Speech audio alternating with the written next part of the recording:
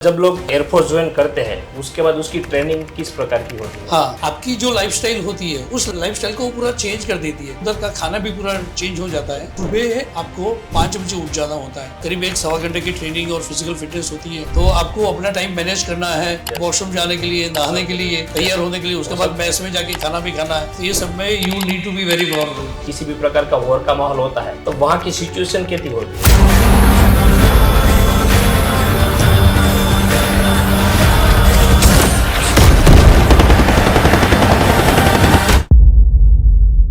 फौज में एक कहावत बहुत फेमस है, the more you sweat in peace the less you bleed in war.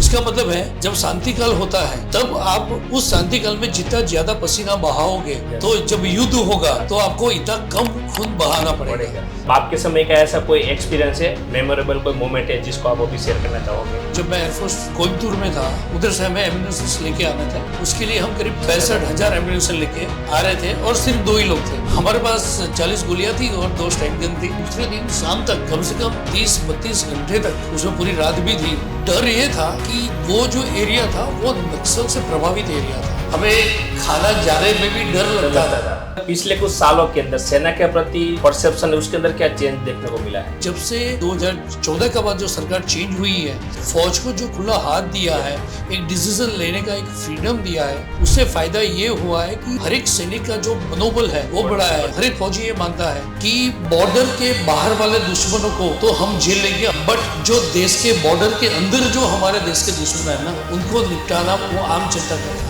और कोई स्किल आपको एयरफोर्स में आने जी, एयरफोर्स में क्या है कि एयरफोर्स आपको जीना सिखा देता है। एयरफोर्स आपको मुश्किलों का सामना करना सिखाता है। लाइफ में हर एक स्टेप पे कैसे चलना चाहिए वो सिखाया। आपको हमेशा प्लान भी तैयार रखना है। You should be ready for any surprises in the life. जब भी कोई सोल्जर को, चाहे कोई वॉर की कंडीशन हो या किसी भी कोई बॉर्डर पे हो, तब किसी की कोई कैजुअलिटी होती है, किसी को गोली लगती है, तो उसका आगे का करियर वो खत्म हो जाता है। आप अपने काम से मिलिट्री और सिविलियन लाइफ के अंदर क्या विरासत देना चाहते हो? सुधरे व्यक्ति समाज व्यक्ति से राष्ट्र स्वयं सुधरेगा। तो मैं ये बोलता हूँ कि किसी को ब्लेम करना बहुत आसान होता है। तो ब्लेम करने की बजाय अगर सिर्फ एक चीज वो अपना ले, अगर वो अपने आप को सिर्फ एक बार ये पूछ ले कि what I can do for this, how can I be a part of solution, तो मैं मानता हूँ पूरी इंडिया में बहुत बड़ा बदलाव है। ऐसा कोई सीक्रेट मिशन है आपको, ऐसा कोई सीक्रेट मिशन के अंदर गए और वहाँ का कोई ऐसा एक्सपीरियंस आपको? आज के इस पॉडकास्ट के हमारे गेस्ट है हरेन गांधी सर, जो एक्स इंडियन एयरफोर्स ऑफिसर है, जिन्होंने 23 साल तक इंडियन एयरफोर्स में रहकर पूरे देश की सेवा की है। तो आज इस पॉडकास्ट के जरिए हम उसकी जर्नी के बारे में जानने की कोशिश करेंगे। उसके अलावा उन्होंने इंडियन एयरफोर्स के अंदर बहुत सारे सोल्जर्स को ट्रेनिंग दी है। तो वहाँ की ट्रेनिंग किस प्रकार की होती है, बॉर्डर के ऊपर जब वॉर की सिचुएशन होती है तब माहौल कैसा होता है, जब वॉर का माहौल होता है तब सभी सोल्जर्स को एक्शन किस प्रकार लेना होता है, उसके अलावा बहुत सारी बॉर्डर के बारे में, देश के बारे में, देश की सिक्योरिटी के बारे में बहुत सारी डिस्कस हम इस पॉडकास्ट के अंदर करने वाले हैं।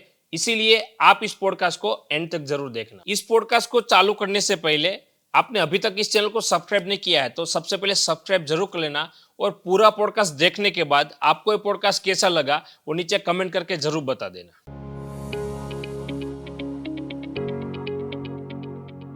सर, आपको इंडियन एयरफोर्स ज्वाइन करने का विचार क्यों आया था? जब मेरा होम टाउन है लुणावाड़ा, अभी जो महिसागर है, महिसागर डिस्ट्रिक्ट, तो जब मैं छोटा था तो कभी कभार महीने में 1 आध बार उधर से ऊपर से एरोप्लेन जाता था। तो जैसे आवाज़ सुनते थे तो मैं भाग के जाता था और देखने में बड़ा मजा आता था।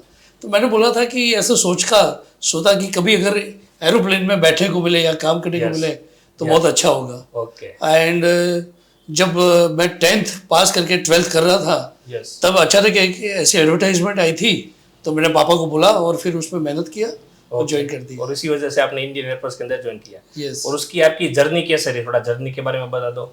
जो जर्नी थी, जैसे मैंने सोचा था, एक तो एयरफोर्स में मुझे बैठना था एयरक्राफ्ट में और पूरा इंडिया देखना था। तो मेरी जो जर्नी थी वो भी ऐसे ही, जो मेरे ख्वाब थे ऐसे ही मेरी जर्नी भी रही, तो बहुत अच्छा रहा।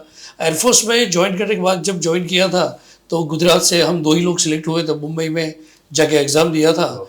और उसके बाद मेरा जो सिलेक्शन है एज ए इंस्ट्रक्टर हुआ था। तो मुझे खुद ट्रेनिंग लेना था और उसके बाद मुझे लोगों को ट्रेनिंग देना था। इस तरह से, हाँ, तो इस तरह से मेरी जर्नी बहुत अच्छी रही। पूरा इंडिया घूमने को मिला, बहुत अच्छे रोल करने को मिला। तो मैं मानता हूँ कि it was one of the golden period of my life. Yes. और आपने जब इंडियन एयरफोर्स के अंदर ज्वाइन किया था, ठीक है, तो उसके अंदर आपने कितने साल तक सेवा दी थी? मैंने जो सेवा किया था, मैं करीब अक्टूबर 90 में ज्वाइन किया था, अक्टूबर 1990।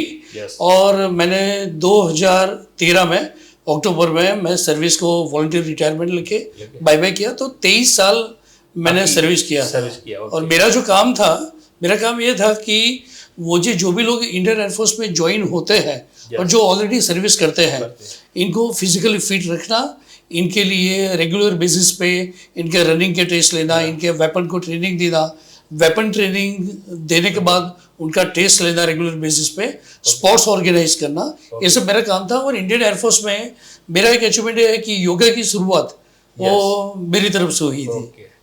और उसके बाद इसके अलावा आपका रोल क्या था? मतलब जितने भी नए नए लोग आते थे इंडियन एयरफोर्स के अंदर, उसको भी आप ट्रेनिंग प्रोवाइड करते थे या कुछ एक्सपीरियंस के बाद? नहीं, हमें ट्रेनिंग दी गई थी एज ए इंस्ट्रक्टर। मेरा जो सिलेक्शन हुआ था वो as a ground training instructor हुआ था। नए लड़के आते हैं उसको मेरा रोल ये था कि जो ऑलरेडी नए रिक्रूट आते हैं और जो ऑलरेडी एयरफोर्स में है, इनको ट्रेन करना। तो ये मेरे लिए बहुत अच्छी बात थी।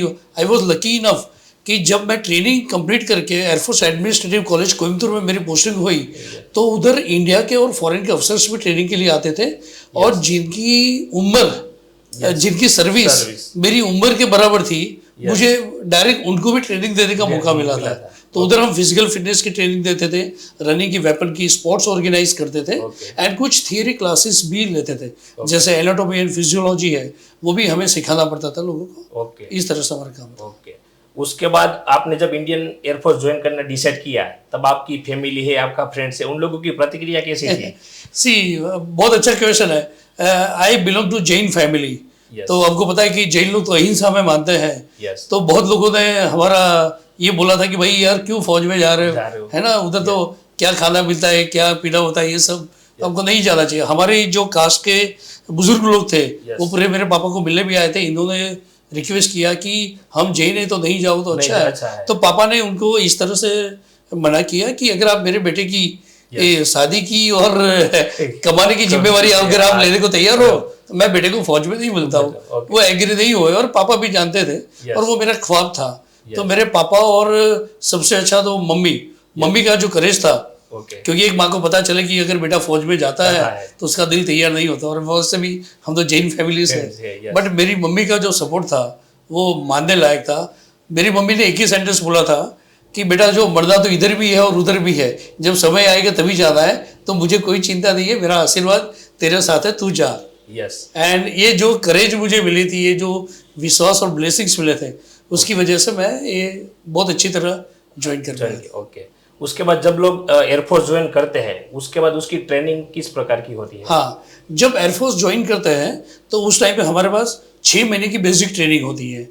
और वो जो ट्रेनिंग होती है तो आपकी जो लाइफस्टाइल होती है, उस लाइफस्टाइल को पूरा चेंज कर देती है। क्योंकि आप एक सिविलियन, एक 12th में पढ़ते हुए लड़के की तरह जाते हो, सब कुछ आपको रेडी मिलता है और उधर जाके आपको सब कुछ करना पड़ता है। मुझे याद है कि मैंने सबसे पहले एयरफोर्स में जाके ट्रेनिंग सेंटर में गया था और पहली बार लाइफ में मैंने कपड़े धोए थे, तो कम से कम 1.5 घंटा तो 3-4 कपड़े धोने में लगा था, राइट। तो ये और उधर का खाना भी पूरा चेंज हो जाता है।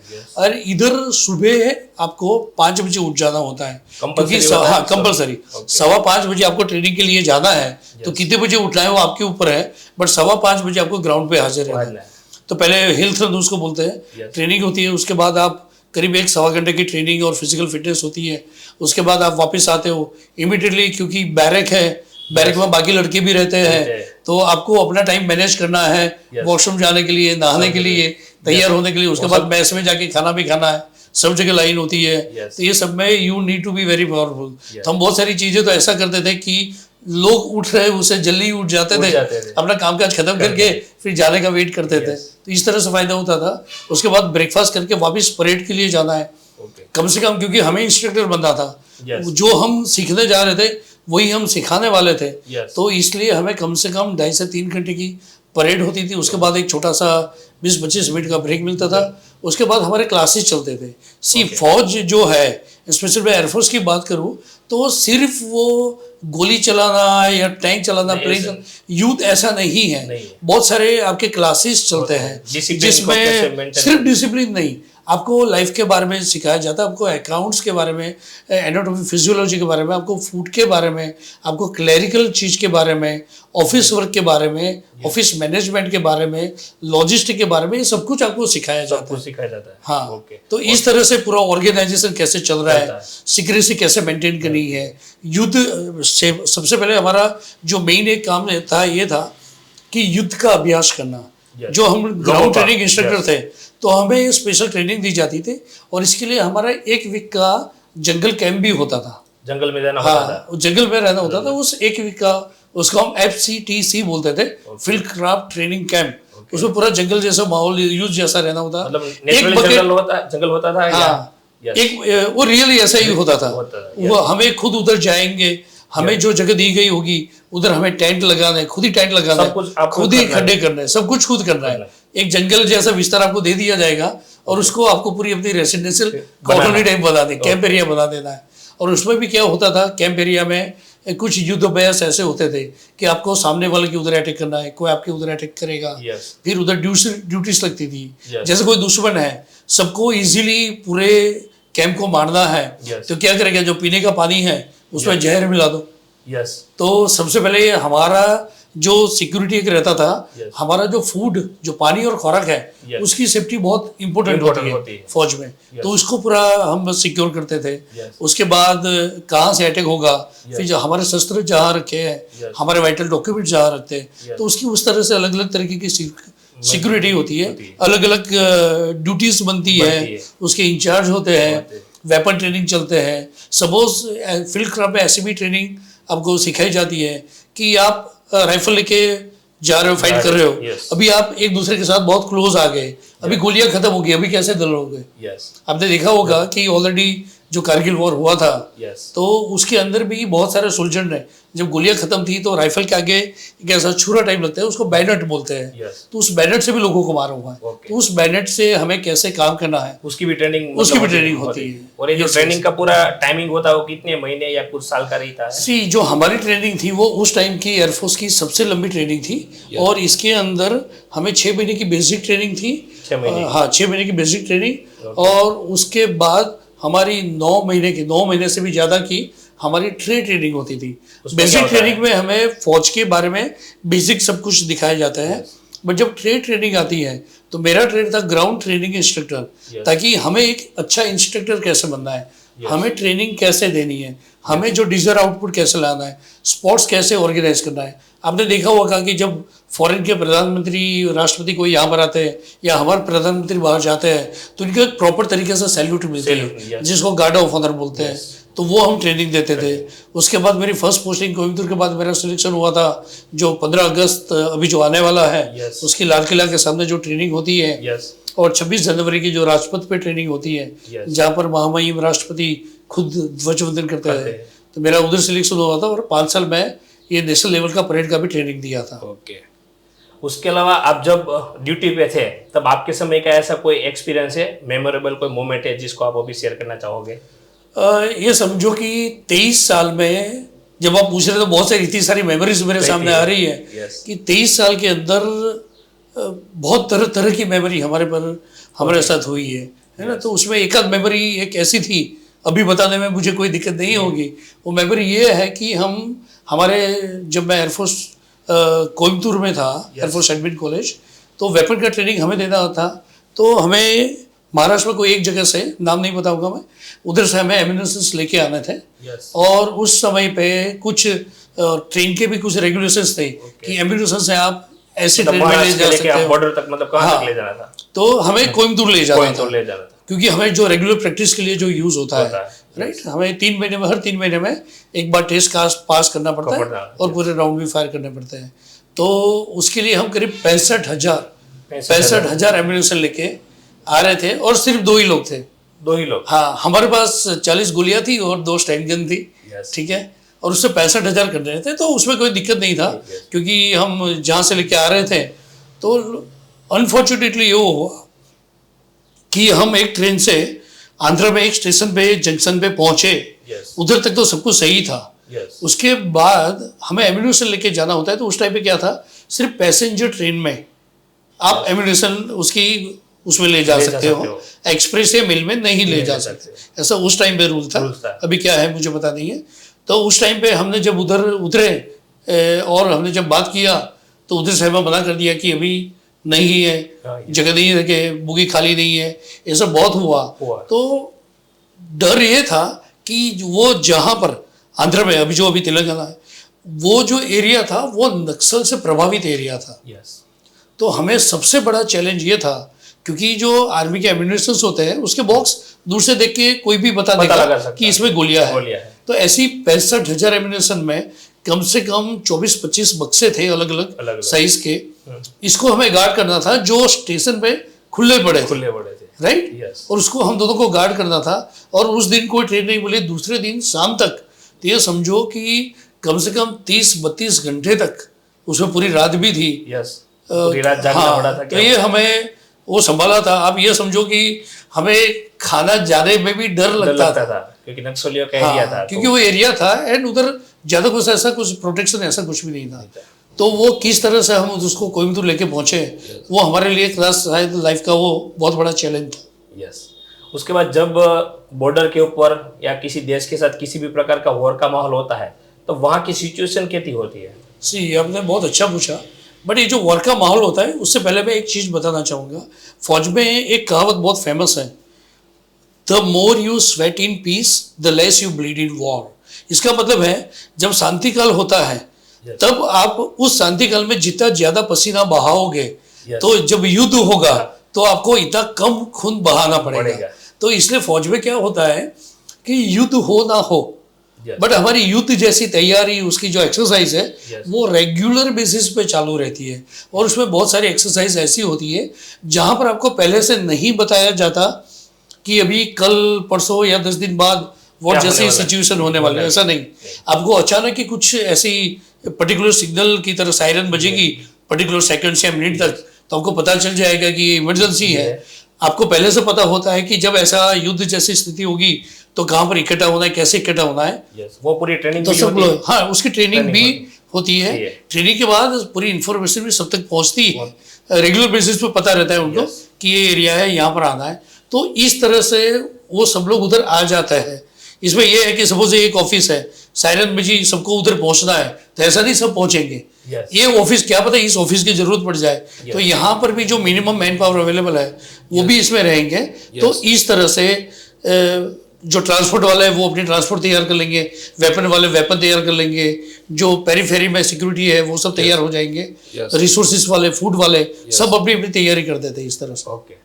और जब मतलब कोई समझ लो कोई युद्ध की जैसे बोला ऐसा कोई माहौल हो गया, तब एक्शन लेना होता है, तो मतलब डिसीजन किसके पास होता है, वो पूरा प्रोसेस क्या होता है? सी मैं बता रहा हूँ कि उसका जो डिसीजन होता है नॉर्मली कमांडर के पास होता है, राइट। दैट्स व्हाई जो कमांड करता है वो कमांडर बोलते हैं, तो उसके पास रहता है। बट मेन चीज क्या होती है कि जब युद्ध जैसा माहौल आता है तो जो खुशी मुझे हुई थी, मैं मानता हूँ कि सब लोगों को ऐसी खुशी होती होगी। अगर सोल्जर को पता चलता है कि अभी युद्ध जैसा माहौल है ना, तो हमें एक त्योहार जैसा माहौल लगता है, युद्ध जैसा होता है। क्योंकि जिस वजह से हमने जो वर्दी पहनी थी उस वर्दी के न्याय देने का वो समय होता है। तो सही में देखा जाए तो इतना ज़्यादा जोश भरा माहौल रहता है, उसमें सिक्रेसी बहुत ज़्यादा बढ़ाई जाती है। एंड मैं ये मानता हूँ कि जो हमारी फैमिली होती है, फैमिली भी बहुत एक्साइटेड होती है, उनको डर भी लगता है। बट मैं आज तक जो 23 साल का मेरा अनुभव है और मेरी खुद की फैमिली का अनुभव है और बाकी सबका भी, शायद ही कोई फैमिली ने डर के बारे में ऐसा बोला होगा कि यार तुम मत जाओ। फैमिली ये बोलती है कि तुम जाओ, यहाँ की चिंता मत करना, तुम देश की चिंता करो, यहाँ की चिंता के लिए हम बैठे हुए। तो हमारी जो लोकल आर्मी होती है, जो हमारी फैमिली होती है, उसका हमें इतना ज्यादा सपोर्ट, मोटिवेशन मिलता है, और इसलिए हम पूरा दिलो जान लगा के हम युद्ध में पार्टिसिपेट कर पाते हैं। बहुत सारे मतलब फैमिली का सपोर्ट बहुत ज्यादा मिलता है आपको। ओके। और ऐसा कोई सीक्रेट मिशन है, मतलब आपको ऐसा कोई सीक्रेट मिशन के अंदर गए और वहाँ का कोई ऐसा एक्सपीरियंस आपको? सी बात ऐसा है कि सीक्रेट मिशन तो ऐसे बहुत थे, एक्सपीरियंस भी बहुत है, बट वो बोलते हैं ना फौज में कि राज को तो राज ही रहने दो तो अच्छा है। तो शायद उस चीज की मैं यहाँ चर्चा ना कर पाऊँ, बट यहाँ बहुत सारे ऐसे सीक्रेट होते हैं। मिशन थे जहाँ पर इंफॉर्मेशन लीक होती थी, कहीं पर कुछ होने वाला होता था, कई लोग हमारे पे ट्राई करते थे, जैसे होता है ना वो वार्म अप प्रैक्टिस होती है, हमला करना है तो कुछ ऐसा ऐसा बहुत सारा होता था जिसको हमने नाकाम भी किया है, बट वो सब चीजें मैं यहाँ पर आपसे नहीं बता पाऊंगा। और जब भी ऐसा कोई मिशन होता है तो मतलब आपको पहले से बताया होता है या कुछ लोगों लिमिटेड लोगों तक ही इंफॉर्मेशन होती है? हाँ, बहुत जैसे इसमें ऐसा होता है कि वो कौन सा मिशन है, किस कैटेगरी का मिशन है उसके ऊपर होता है, राइट? यस। तो उसमें देयर आर डिफरेंट कैटेगरीज और उस तरह से आपको इंफॉर्मेशन दी जाती है। जहां पर एक या दो को ही पता होना तो एक या दो की पता रहता है, एंड जहां पर ज्यादा लोगों को सबको पता रहना होता है, सबको पता रहता है। कई बार ऐसा होता है कि कुछ स्पेसिफिक होती है तो उतने ही लोगों को बुला के दिया जाता है, बाकी सबको पता भी नहीं चलेगा कि ये बंदा इस सीक्रेट मिशन में पार्टिसिपेट कर रहा है। ओके। और जब आप डिफेंस में थे तब वो अलग अलग सिटी के अंदर अलग अलग जगह पे आपको जाना होता है, तब फैमिली माहौल कैसा होता है? बहुत यार आपने बहुत ही अहम क्वेश्चन पूछा है। कभी कभार क्या होता है कि मैंने ये गुजरात की बात करूं तो यहाँ पर सब लोग ये मानते हैं कि अगर फौज में जाना है तो बेटा या बेटी, आजकल तो बेटियां भी फौज में जा रही है, तो फौज में जाना होता है तो उसको अकेला रहना पड़ता है। आजकल ऐसा नहीं है। एक आपकी जो एलिजिबल उम्र है शादी की, जैसे 21 साल, तो 21 साल के बाद आप शादी कर सकते हो। एंड ज़्यादातर जो स्टेशंस होते हैं आर्मी, नेवी, एयरफोर्स, वो सब फैमिली स्टेशंस होते हैं, तो उधर आपको क्वार्टर भी मिलता है। अभी तो ये माहौल है कि आप सिविल में रह के परमिशन के साथ, सपोज जहाँ पर 100 की संख्या है और करीब 70 क्वार्टर है, तो बाकी 30 लोग जो फैमिली के साथ रहना चाहते हैं वो परमिशन के साथ बाहर भी किराए का घर लेके भी रह सकते हैं और उसका उनको अलाउंसेस भी मिल जाता है। तो मैं आपके माध्यम से ये बताना चाहूँगा कि ऐसा थोड़ा भी जरूरी नहीं है कि आपका बेटा या बेटी फौज में जाएगा तो उसको अकेला रहना है जब तक वो सर्विस करेगा। फैमिली माहौल बहुत बढ़िया रहता है। सपोज मैं आपको बता रहा हूँ, ये थोड़ी इसके बारे में और कुछ बात करूंगा कि जब सपोज आप कुछ काम के लिए बाहर गए हैं तो आपके जो पड़ोस में लोग हैं वो ऐसी हेल्प करते हैं तो उनको पता, आपकी फैमिली को पता भी नहीं चलेगा कि आप बाहर गए हैं। तो ये बात है, बहुत ही हेल्प मिलती है। और पूरा जो प्रशासन होता है, एडमिनिस्ट्रेशन, वो भी पूरा ध्यान रखता है आप बाहर हो तो आपकी फैमिली है, आपके बच्चे हैं, इनको किसी भी तरह की दिक्कत ना आ जाए। बहुत अच्छा माहौल है। और जब भी कोई सोल्जर को, चाहे कोई वॉर की कंडीशन हो या किसी भी कोई बॉर्डर पे हो, तब किसी की कोई कैजुअलिटी होती है, कोई किसी को गोली लगती है, तो उसका आगे का करियर वो खत्म हो जाता है, क्या होता है? हाँ देखो, बहुत अच्छी बात है। उसमें क्या होता है कि जैसे सपोज एक पायलट है, एक पायलट है, वो कहीं पर इंजर्ड हो गया या उसको कहीं पर कुछ ऐसी फिजिकल डिफॉर्मिटी आ गई कि जिसकी वजह से वो प्लेन नहीं चला सकता, तो ऐसा नहीं कि उसको फौज के बाहर भेज देते, इनको ग्राउंडेड कर दिया जाता है। जैसे सोल्जर है, कोई ऐसा काम था तो अगर वो नहीं कर पाता है तो उसको कुछ एडमिन वाला जॉब देते हैं, उसको क्लरिकल वाला जॉब देते हैं। बट ऐसा है कि जब आप फौज में आए थे तब एक अच्छे आप फिजिकली फिट थे, हर एक बॉडी के हर एक पार्ट काम कर रहे थे, तो अगर फौज के दरमियान अगर आपको कुछ हो जाता है तो फौज आपको छोड़ती नहीं है, आपको पूरा संभालती है। हाँ, कभी कभार प्रमोशन में दिक्कत आ सकती है, बट दूसरी चीज ये है कि आपको ऑप्शन भी होता है कि आपकी इंजरी इतने % है, आपकी जो डिसेबिलिटी है वो इतने % है, तो यू हैव ए चांस कि आपको अगर डिसेबिलिटी पेंशन के साथ फौज छोड़ना है तो छोड़ सकते हो, वरना फौज में रहोगे तो भी हम आपको पूरा ध्यान रखेंगे। तो you have a choice. Indian air force के अंदर आपको जो एक्सपीरियंस मिला है उससे आपको एक लीडर बनने में क्या मदद मिली है? सबसे पहला जो मेरा ट्रेड था ग्राउंड ट्रेनिंग इंस्ट्रक्टर्स, तो हमें सबसे पहले पब्लिक के सामने खड़ा रहना होता था, ट्रेनिंग देना होता था। तो इंडियन एयरफोर्स की जो सबसे बड़ी देन जो मुझे मिली है विरासत में, वो है पब्लिक स्पीकिंग। पहले 2 लोगों के सामने जाने में भी शायद हम हिचकिचाते थे, बट जब एयरफोर्स ज्वाइन किया, उधर जो ट्रेनिंग मिली और उसके बाद जो इतना सारा एक्सपीरियंस मिला, तो आजकल अगर 10, 12, 15, 20 हज़ार भी लोग सामने खड़े हैं तो बेझिझक हम बोल सकते हैं। तो पब्लिक स्पीकिंग जो उनसे मिला है, दैट इज माई बेस्ट सौगात जो मिली है। उसके अलावा और कोई स्किल मतलब आपको एयरफोर्स में? हाँ जी, एयरफोर्स में क्या है कि एयरफोर्स आपको जीना सिखा देता है। एयरफोर्स आपको मुश्किलों का सामना करना सिखाता है, तो सबसे अच्छी फैसिलिटी यूज़ करना भी सिखाता है। मैं ये मान सकता हूँ कि एयरफोर्स में जो 23 साल सर्विस किया, उससे अगर कोई रोड पे बैगर चल रहा है तो उसके साथ भी मैं उसके लेवल की बात कर सकता हूँ, एंड अगर कोई प्रेसिडेंट के साथ मुलाकात है तो मैं उनको उस तरह की बात कर सकता हूँ। तो ये जो हमें लाइफ में हर एक स्टेप पे कैसे चलना चाहिए वो सिखाया। और दूसरी चीज़ एयरफोर्स से जो सीखने मिली वो ये है कि आपको हमेशा प्लान भी तैयार रखना है। यस, कभी कुछ भी हो सकता है। तो एयरफोर्स से हमें ये सीखने को मिला कि you should be ready for any surprises in the life. कभी भी कुछ भी हो सकता है, कभी कुछ भी हो सकता है। आप देखिए अभी विनेश फोगाट ने जो एक सरप्राइज उसको जो मिली थी सिर्फ 100 ग्राम वजन से, तो उसने कैसे जिला होगा।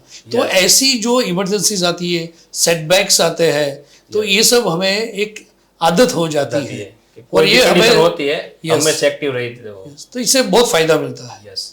उसके बाद जब आप एयरफोर्स के अंदर थे तब आपकी जो लाइफ थी और अब आप एयरफोर्स के बाद की आपकी जो लाइफ है उसके अंदर परिवर्तन मतलब किस प्रकार का होता है? सी वो पक्का यू टर्न होता है। मैं आपको बता रहा हूँ, बुरा मत माना, आप डिफेंस बैकग्राउंड से नहीं है, बट जो कोई फौजी एक बार फौज में क्या होता है, पूरा सिस्टम होता है। तो फौज के अंदर ये होता है कि जैसे आपको पता होता है कि अगर ये नहीं हुआ तो ये होगा, अगर उसने ये बोला तो ये होगा ही। जब फौज छोड़ के हम बाहर आए तो मेरा एक्सपीरियंस और शायद ज़्यादातर फौजी का एक्सपीरियंस ये था कि आपको बोल दे कि ये होने वाला है तो हम तो मान के बैठ जाते कि होने वाला है, वो होता ही नहीं था। मीन्स हम अभी सिविल ने भी हमें बहुत कुछ सिखा दिया है कि फौज में जो आपकी सिस्टम थी वो कोई भी सिस्टम यहाँ पर फॉलो नहीं होगी। तो सिविल में आके ये सीखे मिला कि फौज से ज़्यादा 10 गुना या 20 गुना सरप्राइजेस हमें इधर मिलती है सबकी तरफ से। यस। उसके बाद पिछले कुछ सालों के अंदर सेना के प्रति परसेप्शन है, उसके अंदर क्या चेंज देखने को मिला है? आपने बहुत ही अहम क्वेश्चन पूछा है। सेना के प्रति परसेप्शन और सेना का खुद का परसेप्शन, ये दोनों की बात मैं करूँगा। 2014 के बाद हम तो फौजी रहते हैं तो कोई एक पार्टी को हम सपोर्ट नहीं करते हैं, हम तो देश के प्रति वफादार रहते हैं, पार्टी के प्रति नहीं। बट मैं ये बोल रहा हूँ कि जब से ये जो सरकार है, ये 2014 के बाद जो सरकार चेंज हुई है और इन्होंने फौज को जो खुला हाथ दिया है, एक डिसीजन लेने का एक फ्रीडम दिया है, उससे फायदा ये हुआ है कि हर एक सैनिक का जो मनोबल है वो बढ़ा है, फैमिली का विश्वास भी बढ़ा है, और उसके साथ साथ देश में जो आजकल आम जनता को पता भी नहीं चलता था और देश की बहुत सारी चीज़ें, हमारी जो संस्कृति, सभ्यता और समृद्धि भी बिक जाती थी, वो सब आजकल ऐसा नहीं हो रहा है। और मैं ये बोल रहा हूँ कि ये सरकार के साथ और अभी का जो सिस्टम है, एडमिनिस्ट्रेशन है, तो अपना देश बहुत सही है। और एक और चीज़ बोलना चाहूँगा, अभी अभी आपने बांग्लादेश में देखा क्या हुआ है, तो मैं आपके प्लेटफॉर्म से ये बोलना चाहता हूँ कि हम भले वर्दी वाले सोल्जर है, बट आप लोग भी बिना वर्दी वाले सोल्जर बन सकते हो, क्योंकि मैं ये मानता हूँ, हर एक फौजी ये मानता है कि बॉर्डर के बाहर वाले दुश्मनों को तो हम झेल लेंगे, हम उनको निपटाने में काबिल है और हमारे लिए वो काफ़ी है। बट जो देश के बॉर्डर के अंदर जो हमारे देश के दुश्मन है ना, उनको निपटाना वो हमारा काम नहीं है, वो आम जनता का काम है और वही आप लोगों को करना है। यस। उसके बाद आपने प्री मिलिट्री ट्रेनिंग एकेडमी चालू की है, तो उसका आइडिया आपको कहाँ से आया? उसका आइडिया नहीं, वो एक मिशन बन गया लाइफ का, क्योंकि मैं 23 साल इंडियन एयरफोर्स में था। ये बात मैं बहुत जगह बता चुका हूँ कि मुझे हरदम ये पूछा जाता था कि यार तू तो पहला गुजराती है, गुजराती लोग फौज में आते नहीं है, सिर्फ पैसा कमाते हैं, बिजनेस करते हैं। तो मैं मजाक में बोला करता था कि भाई हम अगर फौज में नहीं आते हैं बट कमा के जो इनकम टैक्स भरते हैं तो उससे आप लोगों की पेमेंट तो हो ही जाती है। बट वो एक मजाक के तौर पे था। बट मैंने इतनी बार सुना था तो मैंने सोचा कि क्यों ना लाइफ में कुछ ऐसा किया जाए। हमारा जो गुजरात राज्य है बहुत सारी चीज़ों में आगे है, तो एक छोटा सा एक डार्क पैच था, तो इसको मैं दूर करने का प्लान किया और मैंने डिसाइड किया कि मैं अपनी तरफ से जो यंग जनरेशन है उसको मैं फौज के लिए तैयार करूं। और मेरा टारगेट था कि मैं 500 बच्चों को आर्मी, नेवी, एयरफोर्स और पैरा मिलिट्री में भेजूं। अच्छी बात यह है कि अभी तक 96 लोग आर्म फोर्सेस ज्वाइन कर चुके हैं, करीब 100-120 से भी ज़्यादा लोग जो गुजरात पुलिस है उसमें ज्वाइन कर चुके हैं। बहुत अच्छी बात है। आपका मतलब सपना था कि अभी मेरा सपना था और है भी, क्योंकि मेरा टारगेट तो 500 का था 500 और अभी तक फौज में तो 96 लोग ही गए हैं। Yes okay. तो आपकी जो भी एकेडमी है उसमें किस प्रकार का प्रोग्राम ट्रेनिंग के लिए चलाते हो? तो अभी जो मेरी एकेडमी है उसका मैंने थोड़ा व्याप थोड़ा बड़ा कर दिया है। मैं ये चाहता हूँ कि सिर्फ 10वीं पास के बाद कोई अगर ट्रेनिंग के लिए आता है तो उसके लिए गुंजाइश थोड़ी सी कम रहती है, उसको बहुत डेडिकेट करना पड़ता है। तो ये जो मेरी प्री स्कूल है, ये जो नेक्स्ट प्री स्कूल है, यहाँ पर 3 से 5 साल के जो बच्चे आते हैं, 6 साल के बच्चे आते हैं, इनको भी एक राष्ट्र भावना के साथ सिखाना शुरू करता हूँ। जो भी हमारे उधर फ्राइडे को फौजी ड्रेस होता है नेक्स्ट प्री स्कूल में, और मेरे जितने भी बच्चे हैं 3 साल के भी बच्चे आप देख लो तो सावधान में आपको मुझे जय हिंद हर रोज बोलते हैं। कहीं पर भी वो हमारा जनगण मन सुन लेंगे तो सावधान में खड़े रह जाते हैं, लोगों को भी नहीं हिलने देते हैं। तो यहाँ से मैंने एक राष्ट्रीय राष्ट्र भावना की शुरुआत की। एनडीए अगर ज्वाइन करना होता है तो लोग 12वीं खत्म होने के बाद तैयारी करते हैं, तो वो कोई तैयारी नहीं हुई। मैं चाहता हूँ कि 7वीं 8वीं से तैयारी करनी चाहिए, और इसीलिए अच्छे सोल्जर जब वो बड़े हो जाए तो इजीली सोल्जर की एग्जाम पास कर सके।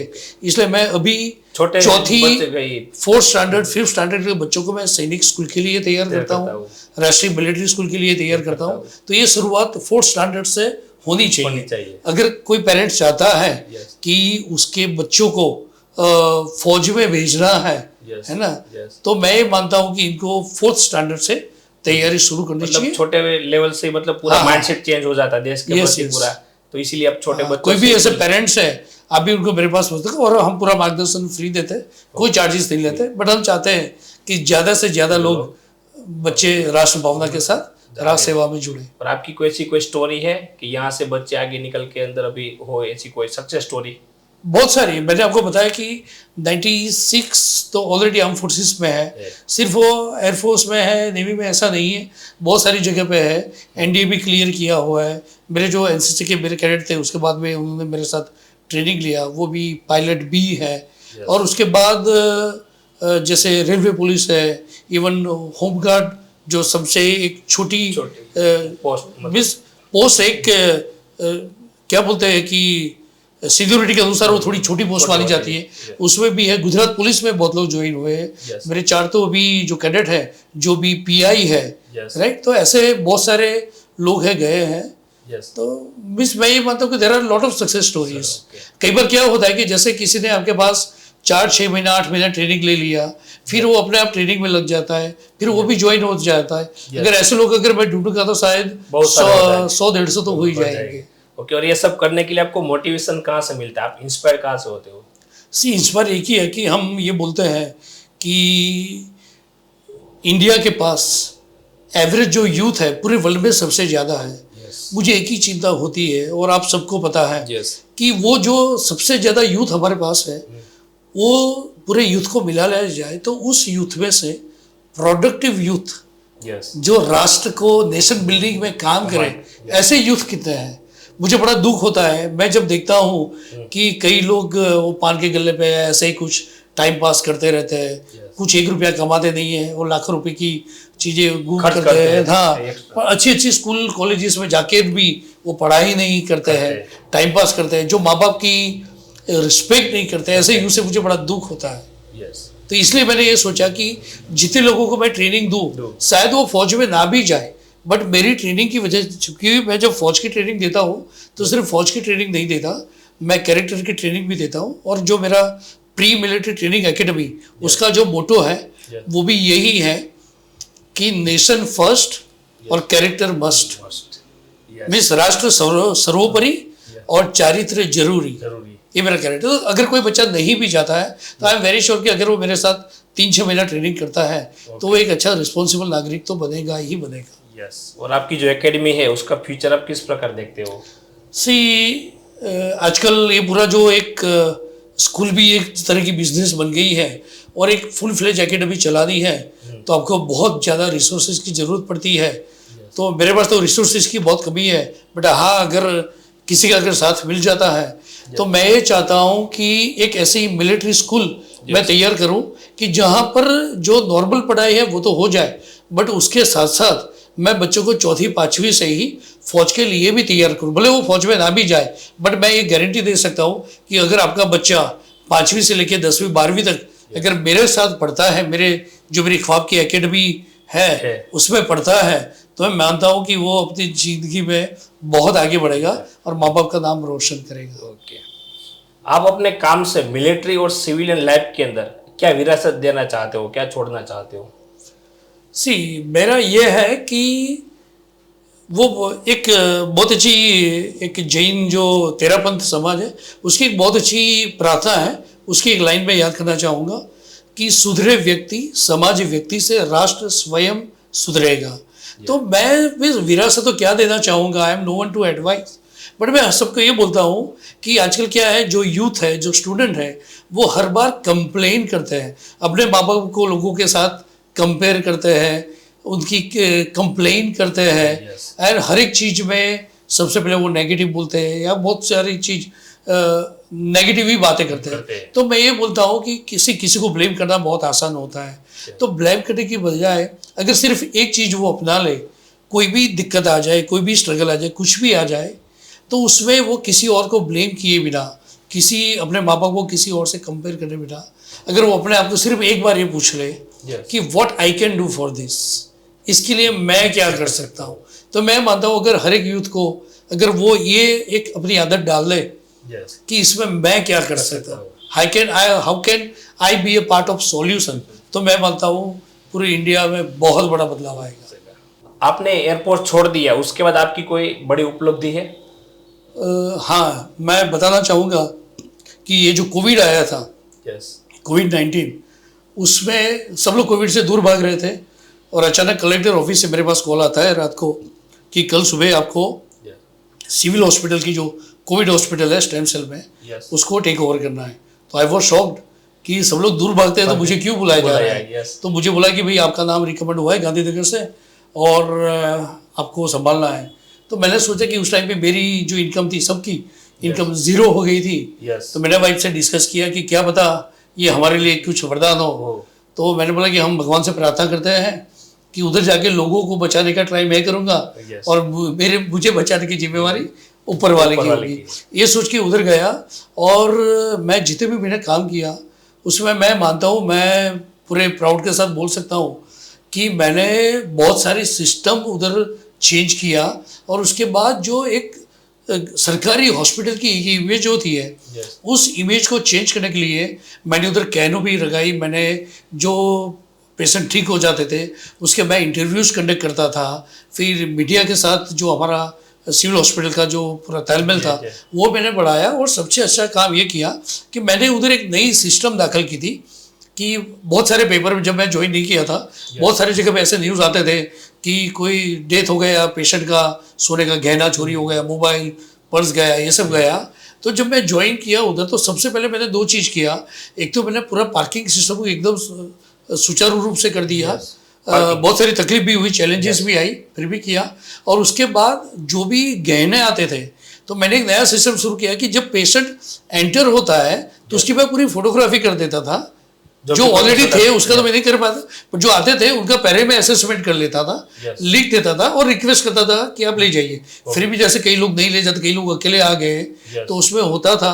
तो मैंने मेरे कार्यकाल में करीब 1.25 करोड़ के आसपास के गहने, मोबाइल और पर्स जो मृतकों के होते थे वापिस किए। मैंने लाइव चोरी भी पकड़ी है, क्योंकि देखो ये ऐसा माहौल था तो हर लोग तो एक तरह के नहीं होते हैं, तो ऐसी लाइव चोरी भी पकड़ी है।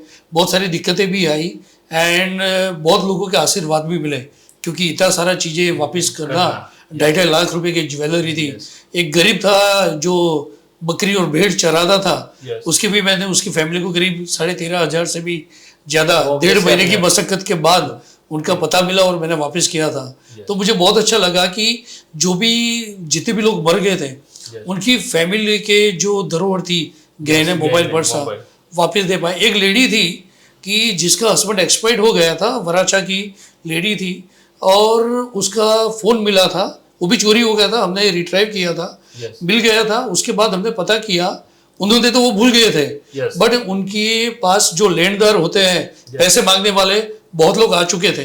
बट जब वो फ़ोन मिला उनको और उसमें पूरा हिस्सा मिला तो उनको पता चला कि हमें देने नहीं है बट हमें लेने हैं। तो सी क्राइड, वो हाथ जोड़ के रो पड़ी थी उधर कि ये आपके ये मोबाइल जो आप मुझे दे रहे हो इसकी वजह से पूरी पूरी फाइनेंशियल पोजीशन है वो पूरी चेंज हो गई। तो ये मेरी उपलब्धि है कि मैंने मृतकों की फैमिली को उनकी बहुत सारी वैल्यूएबल्स वापस दे पाया। ओके, अभी करंट समय के अंदर आप क्या कोई एक्टिविटी करते हो? हाँ, मैं अभी एक ड्रोन कंपनी है, बिकॉज मैं एयरफोर्स के साथ जुड़ा था और अभी जो नेक्स्ट टेक्नोलॉजी है ड्रोन का पूरा एरा आ रहा है, आप देख रहे हो। तो ड्रोन में मैं गुजरात में एक AVPL इंटरनेशनल नाम की कंपनी है जो ड्रोन की ट्रेनिंग भी देती है, ड्रोन मैन्युफैक्चर भी करती है, और उसके साथ साथ जो हमारे जो स्टूडेंट्स होते हैं 10th के बाद 12th के बाद, इनको स्किल सेक्टर में भी, ड्रोन में भी अलग अलग तरीके के जॉब रोल्स होते हैं, उसमें ट्रेन करते हैं। तो गुजरात का पूरा ऑपरेशन मैं संभालता हूँ। I am the head of the state for Gujarat, और उसमें मैं अलग अलग इंस्टीट्यूशन के साथ टाइप करता हूँ, स्किल में ट्रेनिंग करता हूँ, और इस तरह से ड्रोन। और मैं हर एक युवाओं को भी बोलूँगा कि ये जो कैरियर ऑप्शन है ड्रोन वाला, वो इतना बढ़िया कैरियर ऑप्शन है कि बहुत कम समय में आपका जो वैकेशन वाला जो टाइम होता है उसके अंदर भी आप ड्रोन के पायलट बन सकते हो। अगर सिर्फ आपकी 18 साल उम्र है और आप 10वीं पास हो तो आप 5 दिन में ड्रोन के पायलट बन सकते हो, और उसके बाद आप अच्छी प्रैक्टिस करके एक अच्छे पायलट बन के बहुत अच्छा आप कमाई भी कर सकते हो। अगर किसी को डिफेंस में आगे नहीं बढ़ सकते तो उसके लिए अच्छा ऑप्शन रहता है। हाँ, आपने सही बोला। डिफेंस में आगे मैं आपको बता रहा हूँ कि हमारे जो अनुराग ठाकुर साहब थे लास्ट जो कैबिनेट में मिनिस्टर, इन्होंने ये बोला था कि हमें 2024 खत्म होने तक 1 लाख पायलट की ज़रूरत है, और मैं तो मानता हूँ 1 लाख से भी ज़्यादा पायलट की ज़रूरत है। और इतने पायलट हमारे पास है नहीं। 5 दिन की ट्रेनिंग में अगर आप पायलट बन जाते हो, कई बार जॉब शुरू करते हो, तो बहुत अच्छा काम हो सकता है। हमारी जो AVPL इंटरनेशनल कंपनी है वो एग्रीकल्चर में बहुत अच्छा काम करती है, स्प्रेइंग का। तो इससे क्या है, फार्मर को भी फायदा होता है और फार्मर को बहुत ज़रूरत रहती है। कोई एक यूथ है, गवर्नमेंट लोन देती है, सब्सिडी देती है, ड्रोन खरीद के अगर अपना काम शुरू करता है तो मैं मानता हूँ महीने का 40, 50, 60 हज़ार तो कहीं नहीं जाएगा, आराम से कमा सकता है। एक आखिरी सवाल इस पॉडकास्ट का कि आप इस देश के युवाओं को क्या मैसेज देना चाहोगे?